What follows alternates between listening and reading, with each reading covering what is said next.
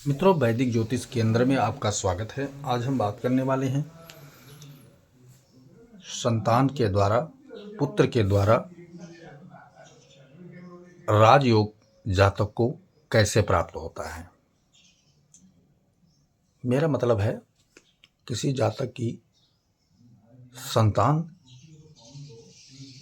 तरक्की इतना कर दे, भले ही पिता उसका जो है ज़्यादा सफल ना रहा हो, जीवन में गरीबी की हालत में रहा हो, लेकिन संतान उसकी ऐसी निकल जाती है कि वो जो है सामाजिक तौर हो, आर्थिक तौर हो, बौद्धिक तौर हो, किसी प्रकार से अगर हम आकलन करें उसका, तो वो एक तरीके से बहुत ऊंचाई को छूते हैं और उस पिता का राज करने का समय आता है।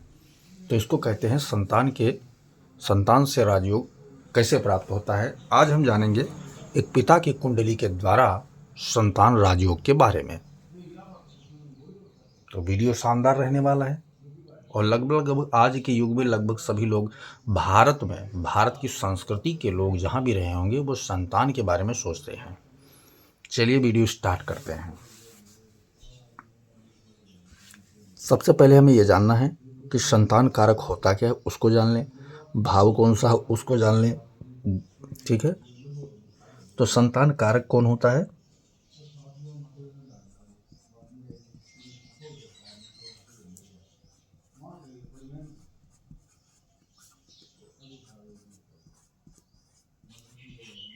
गुरु ग्रह संतान कारक होता है।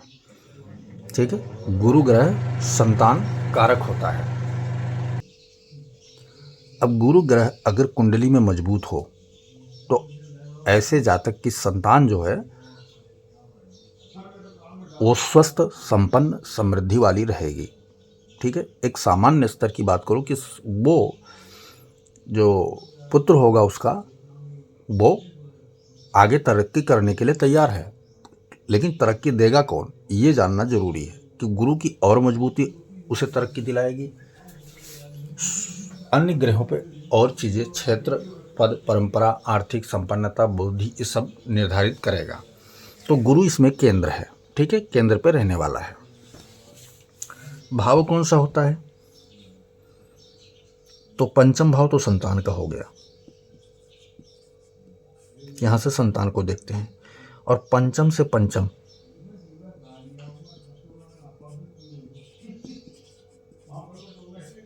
भावत भाव के सिद्धांत से भी हम संतान को देखते हैं। ठीक है, और लग्न व्यक्ति स्वयं हो गया। ठीक है, और पंचम से नवम 1 2 3 4 5 6 7 8 9, पंचम से पंचम क्या हो गया? लगन हो गया। तो इतने भाव जो है महत्वपूर्ण भूमिका लगन कुंडली में रखते हैं। ठीक है, सूर्य कुंडली से, यानी सूर्य से भी पंचम देखना है, चंद्रमा से भी हमें पंचम देखना है। तो दो ग्रह ये महत्वपूर्ण हो गए। ठीक है, भाव तो कारक हो गया, भाव हो गया, और लग्नों के हिसाब से डिसाइड करने का तरीका भी हमने आपको बता दिया। अब आते हैं कुंडली पे। कुंडली में इनको अप्लाई करेंगे तो किस प्रकार की स्थितियों पर निर्धारित होगा। तो उससे पहले कुछ सूत्र है, उस सूत्र को हम समझ लेते हैं, क्योंकि सूत्र अगर नहीं समझेंगे तो समझ में नहीं आने वाला है। सूत्र क्या है? 0 से लेकर के 6 अंश तक कोई ग्रह अगर विराजमान है, ठीक है, तो सम राशि में है तो क्या होगा? बाल्यावस्था का होगा वो। ठीक है, और विषम राशि के है तो वृद्ध में जाएगा। ठीक उसी प्रकार के 27 अंश से 30 अंश तक कोई ग्रह है तो सम राशि में तो वृद्ध हो जाएगा। ठीक है, और विषम राशि में तो बाल में चल जाएगा। ये दो अवस्थाओं को ध्यान हमें रखना है। अन्य बल निकालने के लिए हमें क्या देखना है? स्वराशि के ग्रह को देखना है, मित्र राशि को देखना है, उच्च राशि को देखना है। विशेष बल के लिए मूल त्रिकोण राशि देखना है। ठीक है, कारक देखना है, कारक, ठीक है, और राजयोग यानी कि शुभ योग। इतने सूत्रों को हमें अप्लाई करके ग्रहों के बलाबल डिपेंड स्थिति परिस्थिति निकालना है। तो ये सूत्र को हमें नहीं भूलना है। ठीक है, आगे अब आते हैं कुंडली पे। ये रहा लग्न। अगर लग्नेश लग्न में ही अगर विराजमान है, कौन है लग्नेश? इसका मंगल। अगर यही विराजमान है तो ये व्यक्ति क्या है? मजबूत स्थिति में है। कौन सी मजबूती? मन, चिंतन, विचार, स्वास्थ्य, लगाव। ठीक है, ये इसका मजबूत है। मस्तिष्क, ठीक है, ये इसका मजबूत है। यानी कि अब ये जहां अप्लाई करेगा उस क्षेत्र में प्रॉफिट पाएगा। अब वो क्षेत्र कितना प्रॉफिट दे रहा है ये उस क्षेत्र के ग्रह के ऊपर डिपेंड करेगा। जैसे मैं चूँकि संतान की बात कर रहा हूँ तो लग्नेश अप्लाई कहाँ करेगा? पहले पंचम भाव पे अप्लाई करेगा। ठीक है, फिर वो अप्लाई करेगा पंचम से पंचम यानी नवम भाव पे अप्लाई करेगा। ठीक है, फिर वो अप्लाई करेगा कहाँ? स्वयं लगन में। तो 3 भाव महत्वपूर्ण इसके हो गए। तो ये 3 भाव पे अप्लाई हो गया। अब यहाँ पर अगर लग्नेश लगन भाव में बैठा है, पंचमेश पंचम भाव में ही बैठा है, नवमेश नवम भाव में ही बैठा है, तो ये क्या हो गया? अपने अपने क्षेत्र को जो है ये 100% वैसे देते चले गए। एक सिंपल साधारण स्टिक बता रहा हूँ। पंचम से क्या होता है? संतान, शिक्षा, इष्ट कृपा, विवेक, ये सारी चीज़ों का विचार नैसर्गिक रूप से बड़े तौर पे करते हैं। नवम भाव से भाग्य, दया, धर्म, योग, कृपा, ठीक है, कृपा, इतने चीज़ों पर विचार करते हैं। और भी बहुत सारी चीज़ें होती हैं लेकिन ये महत्वपूर्ण चीज़ें हैं। तो इनमें भी 100% ये अपना लेके अगर स्वराशि होकर बैठे तो मिल जाएगा। ठीक है, लेकिन ये स्थितियाँ कुछ चूँकि होंगी, ये ज़रूरी तो नहीं। अगर ये हैं तो 100% ये दे देंगी और राजयोग स्थापित हो गया। एक सामान्य तरीके से हमने बताया, सीधे सूत्र यह है कि अगर वो स्वराशि के बैठे हैं या उच्च राशि के ही बैठे हों तो भी सेम स्थिति गुजरेगी, उनको लाभ अवश्य मिलेगा। संतान के द्वारा राजयोग की स्थापना हो चुकी है। लेकिन ये निर्भर जो है नहीं करता, ज़्यादा डिपेंडेंस नहीं है। क्यों? क्योंकि ऐसा होना बहुत कम चांस होता है। लेकिन अगर है तो डायरेक्टली राजयोग, मैंने क्या कहा, हो गया आपको संतान के द्वारा। आपकी संतान तरक्की करने वाली होगी, आपको राजयोग प्राप्त अवश्य होगा।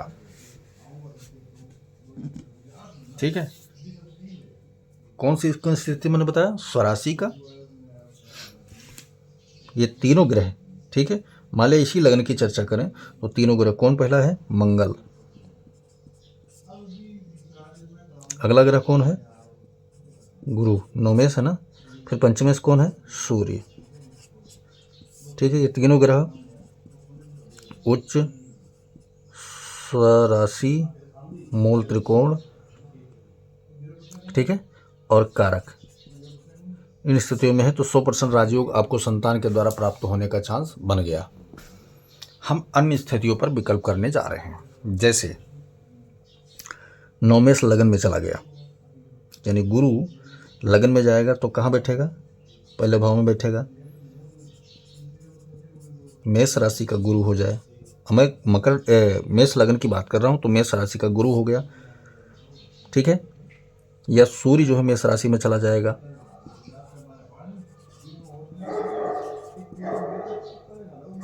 ठीक है, या मंगल धनु या सिंह राशि में चला गया तो संतान के द्वारा राजयोग की स्थिति आपको इस कुंडली में मिलने वाली है। यही सूत्र आप अन्य कुंडलियों में भी अप्लाई करके देख सकते हैं। सूत्र जानना जरूरी है, ग्रह को एक्चुअल में पकड़ना जरूरी नहीं है। सूत्र जान लोगे तो ग्रह पकड़ में आ जाएगा। ठीक है, तो ये क्या हुआ, संबंधिक राजयोग, संबंध द्वारा राजयोग स्थापित हुआ आपको और संतान के द्वारा राजयोग की प्राप्ति हो चुकी है। ठीक है, हो गया, डेफिनेटली मिलेगा 100%। अब मैं बात कर लेता हूं इन ग्रहों में अन्य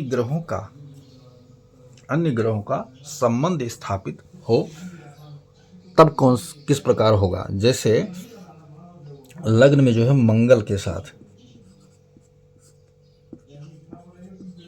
गुरु आ जाए तो ये और जबरदस्त पावरदार होगा। ठीक है, पहले भाव में, पंचम भाव में सूर्य के साथ मंगल आ जाए, ये और ज़्यादा पराक्रमी होगा। नवम भाव में गुरु के साथ सूर्य या मंगल आ जाए तो और ज़्यादा पराक्रमी होगा। ये भी एक राजयोग है, यानी लग्नेश का नवमेश का या पंचमेश का लग्नेश का या पंचमेश का नवमेश का या लग्नेश का पंचमेश नवमेश के साथ एक ग्रह, दो ग्रह, तीन ग्रह युति योग बन के बैठ गया तो आपको ये 100% राजयोग देने का काम आगे करेगा और ज़्यादा बली होगा ये। ठीक है, अब आते हैं अन्य योगों पे। सूत्र नंबर 4 क्या है कि जैसे पंचम भाव में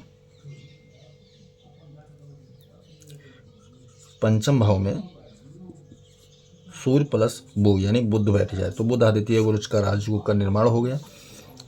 ये राजयोग है क्योंकि बुध भी मित्र राशि में, सूर्य भी स्वराशि का।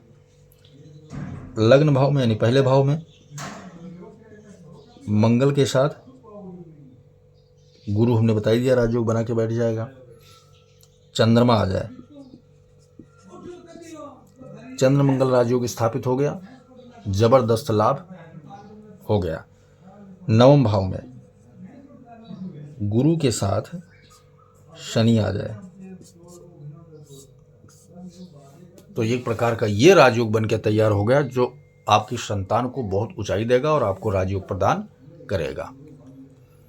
ठीक है, यहां तक समझ में आ गया। अब आगे चलते हैं, अन्य सूत्रों पे चर्चा करते हैं। संतान को बलि बनाने का सूत्र हमने अभी आप तक बताया। अब ये कैसे निश्चित हो जाए कि आपको 100% संतान, भैया संतान तो करोड़पति हो गया किसी का लेकिन उनको राजयोग नहीं मिल रहा है उसका, क्योंकि संतान उनको मानता ही नहीं है।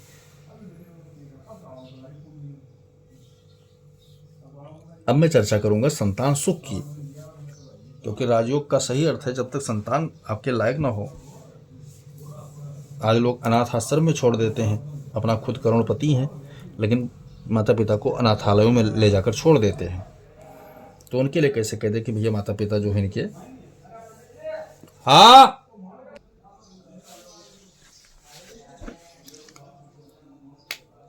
तो अगर आपके कुंडली में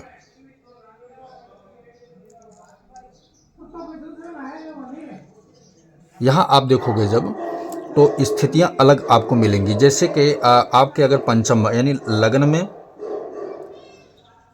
लगन व्यक्ति तो है पंचम में, ठीक है, और सप्तम में, नवम में, ठीक है, ये तो पंचम से पंचम नवम हो गया, सप्तम से सप्तम लगन हो गया। ठीक है, ठीक है। अब नवम से नवम की बात जब मैं करूंगा, नवम, ठीक है, तो 7 ये हो गया, 8 9, फिर 5वां भाव आ गया। तो ये 4 भाव जो है ना, ये महत्वपूर्ण भूमिका निभाएंगे। आपके संतान लाभकारी होगा या हानिकारक होगा। जैसे इन भावों में अगर शनि प्लस राहु, मंगल प्लस केतु, बुध प्लस राहु, गुरु प्लस राहु, ठीक है, चंद्र प्लस केतु, सूर्य प्लस राहु, ठीक है, यानी शनि राहु एक साथ बैठे हो उन भावों में, इन भावों में, या मंगल राहु केतु एक साथ इन भावों में बैठे हो, या ठीक है। इन भावों में जब शनि राहु, बुध राहु, मंगल केतु, गुरु राहु, चंद्र केतु, सूर्य राहु, शनि सूर्य, शनि मंगल, सूर्य शुक्र, इन ग्रहों की युति योग पंचम, सप्तम, नवम, लगन इन भावों में अगर मिलता है तो आप ये समझ जाइए कि वो संतान कितना भी संपन्न क्यों ना हो, आपके लिए दुखदायी साबित होने वाला है। वो आपके लिए राजयोग तो छोड़िए, सामान्य सुख भी देने में असमर्थ होगा। आपके लिए बहुत कष्टकारी साबित होने वाला है ऐसी संतान। तो जब आपको संतान से सुख ही नहीं प्राप्त है तो वो कितना भी करोड़पति हो जाए, अरबपति हो जाए, वो मायने नहीं रखता। इसलिए संतान से राजयोग में सबसे पहले हमें क्या करना है, उस भाव से संबंध को हमें देखना है कि वो संबंध अच्छे होने चाहिए, तभी वहाँ पर हमें राजयोग की स्थितियाँ परिस्थितियाँ देखने को साधारण या सही तरीके से मिलेंगी। आपके कुंडली में अगर ऐसा योग है तभी आपको ये चीज़ें सारी प्राप्त होंगी मित्रों, ठीक है। ये बात यहाँ समझ में आ गई। अब मैं संबंध को स्थापित करने वाले ग्रह योग के बारे में बताऊंगा। ये तो है आपको संतान से दुख प्राप्त होने वाली, ठीक है। अब ऐसे ग्रह योग स्थापित हो जाएं जो आपको कनेक्टिविटी में जोड़ रहे हों, संतान से लगाव पैदा कर रहे हों। फिर चाहे वो संतान जो है ना, भले वो 10,000 रुपये महीने कमाते हो, चाहे वो 5,000 रुपये महीने कमाते हो, लेकिन 2 रोटी भी अगर खाता है तो पिताजी को पूछ करके ही खाता है, ऐसा तो ये किसी राजयोग से कम नहीं है। वो वाले ग्रह योग कौन से हैं उनको जानना जरूरी है। तो वो कौन से थे, वहीं इन्हीं भावों में, 4 भावों में, यानी पंचम, सप्तम, नवम और लगन में, ठीक है। सूर्य प्लस बुध, गुरु प्लस मंगल, ठीक है, बुध प्लस सूर्य, बुध प्लस शुक्र, शनि प्लस बुध, शनि प्लस शुक्र, चंद्र प्लस मंगल, गुरु प्लस चंद्र, सूर्य प्लस गुरु, ठीक है। ऐसे ग्रह योग अगर आपको मिलते हैं उन भावों में तो ये समझ जाइए कि आपका दिनमान संतान के प्रति बहुत अच्छा है। संतान आपका सम्मान भी करेगा, मान भी करेगा, सेवा भी करेगा और पिता को पिता तुल्य और देव तुल्य भी मानेगा। ये निश्चित करेगा कि आपके कुंडली में एक्चुअल में जो योग युति बन रहा है, ग्रह योग युति बन रहा है, तैयार हो रहा है, वो आपको कैसा लाभ और हानि प्रदान करने का। हानि का योग हमने पहले बता दिया, अब ये है उनसे लाभ का, संबंध को अच्छा जोड़ने का भाव है। ग्रह योग युति इन भावों में अगर बैठते हैं तो आपको अच्छा लाभ संतान से प्राप्त होने वाला है, ठीक है। अब वो स्तर, जैसे मैंने पहले ग्रह युति जो पहले विश्लेषण किया था, वो ग्रहों के स्तर संतान की तरक्की पर निर्भर करेगा, ठीक है, तरक्की पर निर्भर करेगा। अब वो तरक्की चाहे कितनी हो, सामान्य से चाहे वो 10,000 रुपये कमाए, 1 लाख कमाए, 10 लाख कमाए, करोड़ों कमाए, कितना भी कमाए, वो अगर ऐसे ग्रह योग है तो वो लाभ आपको मिलेगा। तो ये रहा शानदार संतान से राजयोग की कुंडली। वीडियो पसंद आए तो लाइक करें, शेयर करें, सब्सक्राइब करें, साथ में बेल आइकन का बटन जरूर दबाएं ताकि हमारा नया लेटेस्ट वीडियो आप तक नोटिफिकेशन के माध्यम से जरूर पहुंचे। वीडियो बिना स्किप करके देखेंगे तभी समझ में पूरी तरह आएगा मित्रों। जय सिया राम।